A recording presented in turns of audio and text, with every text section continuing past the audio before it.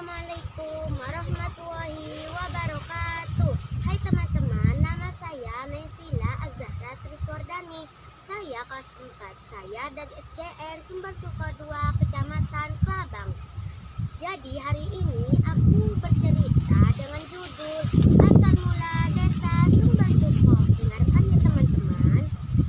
Desa Sumber Suko adalah salah satu desa yang berada di Kecamatan Kelabang, Kabupaten Bondowoso, bersebelahan dengan Desa Kampokan Utara dan di sebelah selatan Desa Tapeng. Nah, bahwa ada cerita dengan asal muasal Desa Sumber Suko. Begini ceritanya teman-teman, dengarkan ya. Pada zaman dahulu, Desa Sumber Suko adalah salah satu desa yang kecil dan tangguh. Masyarakat banyak yang kesusahan serta kelaparan. Namun ada salah satu tokoh adat yang bernama Juk Bagio. Juk Bagio adalah salah satu terkenal yang sangat terkenal akan kesaktiannya. Kakeknya menghadiahinya cincin aki berwarna merah delima. Karena benda bertuah itu membuat Juk Bagio bersemangat bekerja sehingga memiliki harta yang melimpah dan seorang istri yang cantik. Setelah bertahun-tahun menikah, mereka mendapat seorang anak yang bernama Raden Djaduk Reksawono. Raden Djaduk Reksawono adalah seorang pemuda yang gagah dan tampan. Akan tetapi, dia suka berjudi. Dia sering kalah dan terpaksa mempertaruhkan harta kekayaan orang tuanya. Karena tidak dapat membayar hutang, Raden Djaduk Reksawono meminta bantuan ayahnya untuk berbuat sesuatu. Raden Djaduk Reksawono pulang ke rumah dengan nafas tersengal-sengal. "Bapak, Ibu, tolong aku," seru Raden Djaduk Reksawono. "Ada apa putraku? Apa yang terjadi denganmu?" jawab ibunya dengan perasaan yang sangat cemas. "Aku dikejar orang, Bu," jawab Raden Djaduk Reksawono. Kamu pasti kalah bermain judi lagi ya?" tanya bapaknya. "Iya Bapak, saya kalah bermain judi lagi dan tidak sanggup membayarnya," jawab Raden Djaduk Reksawono. "Makanya jauhilah judi, karena judi itu akan membuat kamu sengsara dan menjadi anak yang durhaka."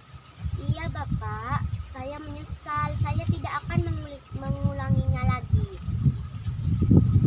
"Bantulah anakku ini Bapak," jawab Raden Djaduk Reksawono sambil memelas dan menangis kepada kedua orang tuanya.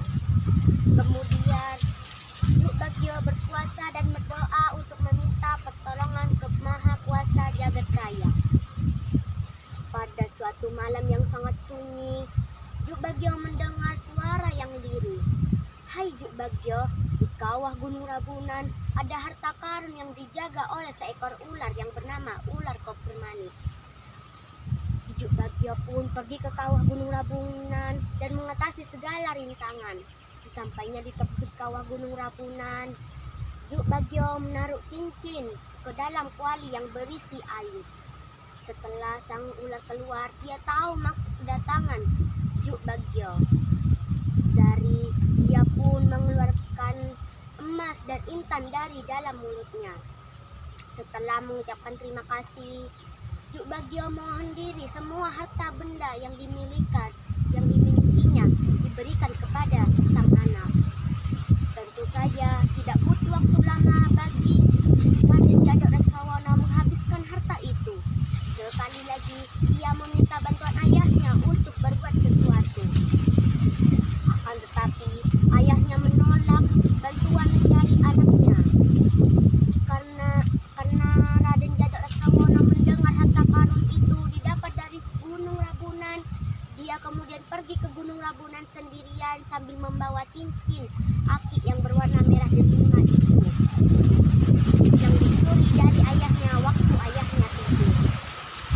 Dia kemudian duduk bertapa dan menarik cincin dalam kehidupan yang berisi air. Sang ular pun keluar. Dia tahu maksud kedatangan Raden Djaduk Reksawono. Kemudian dia menjulurkan mulutnya ke dalam kuali itu dan terdapat dalam kuali itu emas intan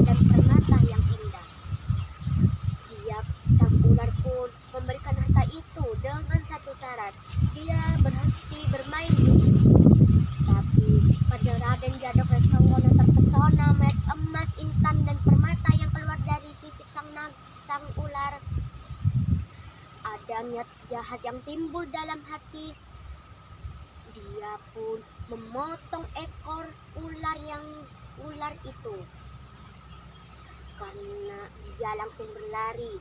Tetapi karena kesaktian ular koper manik itu membuat dia terkapar menjadi abu. Jika Raden Jadawatsawana dijilat oleh sang ular. Karena mendengar kematian anaknya, Juk Bagyo mendatangi sang ular. Dia memohon untuk menghidupkan anaknya kembali. Sang ular pun menyetujuinya, asalkan ekornya kembali seperti sedia kala. Karena cincin pemberian kakeknya membuat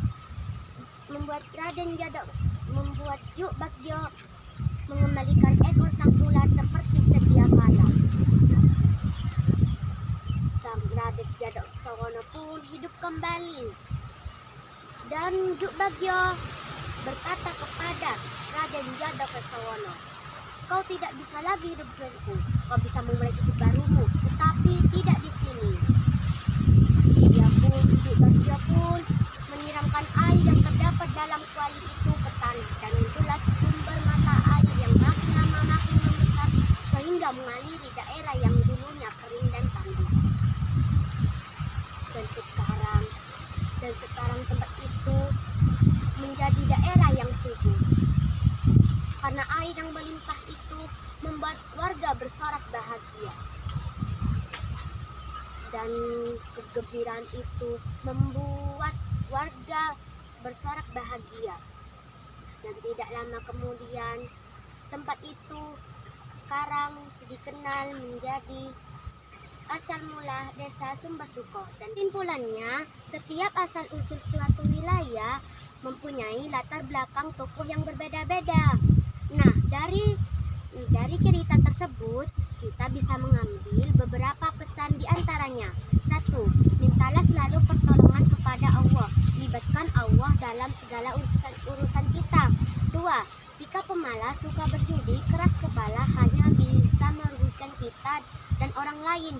3. Jauhilah judi, karena judi itu akan membuat kamu sengsara dan menjadi anak yang durhaka. 4. Jangan lupakan sejarah, karena dari sejarah kita belajar arti perjuangan sehingga menjadikan kita pribadi yang pandai bersyukur. 5. Kita harus menghormati para leluhur yang telah berjuang, bangga dan cintai daerah sendiri. Assalamualaikum warahmatullahi wabarakatuh.